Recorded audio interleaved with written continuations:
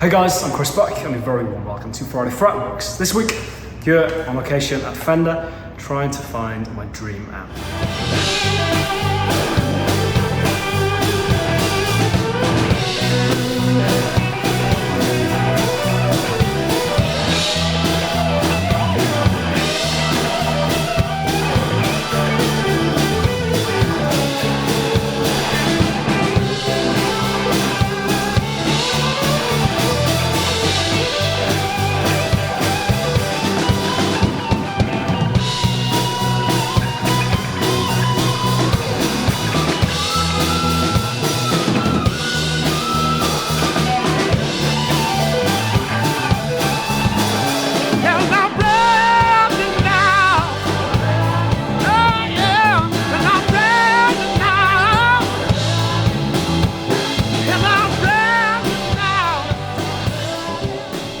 So, just to give you a little bit of background, as I said, here I am at Fender today, who very kindly invited me up to make a little bit of a din, trying to get to the bottom of a question that I've kind of been asking myself for the last few weeks. Now, as I said, the video that you've just seen at the start of today's video is a Cardinal black track called I'm Ready, a single kind of release of what we did of that track with a one microphone version. We're all crowded around one microphone, and the amp that you just heard in that video is actually a 65, genuine 1965 Deluxe Reverb, very kindly loaned to me by Mr. Ed Olesko, also holding the camera today.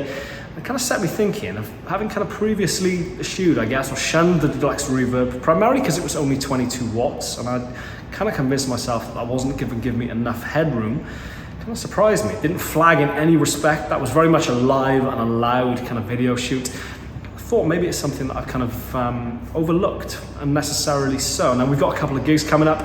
Our album is also coming out at the end of this month, it's worth saying, but next month we are on tour with Peter Frampton, doing fairly big venues, I guess. We're doing the SEC Armadillo in Glasgow, we're doing Stoke Victoria Hall, and the last date on that tour was actually the Royal Albert Hall in London. Kind of thought maybe high time to kind of pep up my rig a little bit, potentially with the introduction of a Deluxe Reverb, which brings me here to Fender today. The two candidates being the 65 Deluxe Reverb reissue, the kind of standard run-of-the-mill PCB, printed circuit board, or the 64 reissue, which is hand-wired. Now, Ed very kindly come along today with his 65 that I referenced earlier as a little bit of a kind of barometer or benchmark as to kind of where I'm aiming at. So I thought it would be a good opportunity to kind of try and talk you through that process. I wasn't initially planning on filming a video today, so it's iPhone only, I'm afraid, but should give you a little bit of an idea as to kind of where we are and what we're shooting at. So let's dive right in.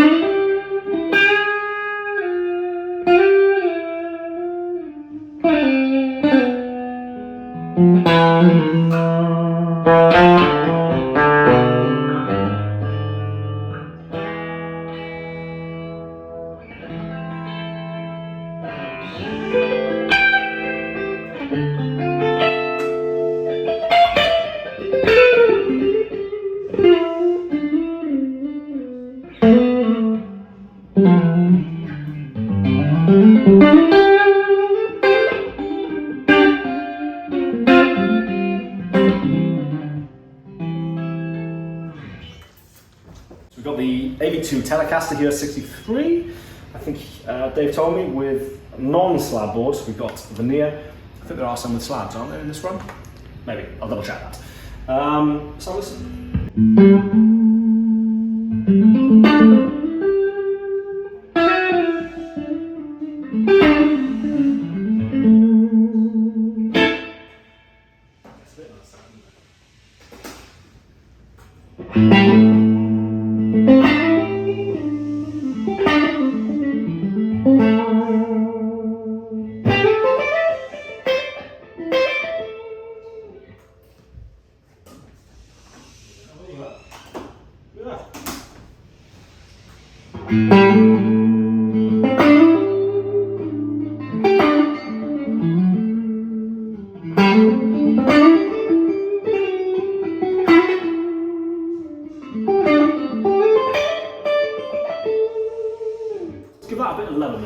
that's entirely clean at the minute.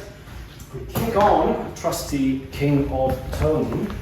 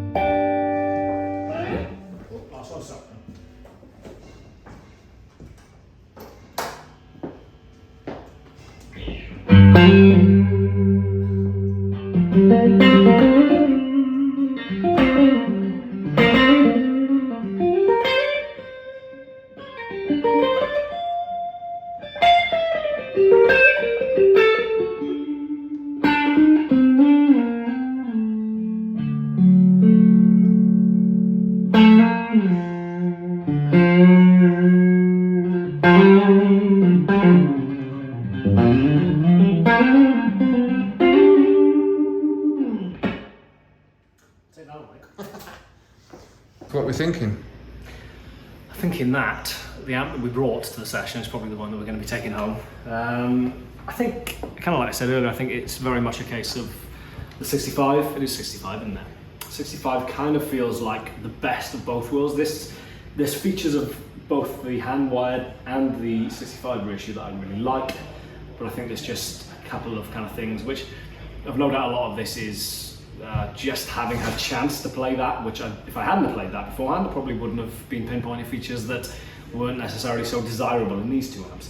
So a lot of that is just being thoroughly spoiled, I guess, to a degree. Taking that out of the equation, as hard as impossible as that is for a second, probably would lead towards that one.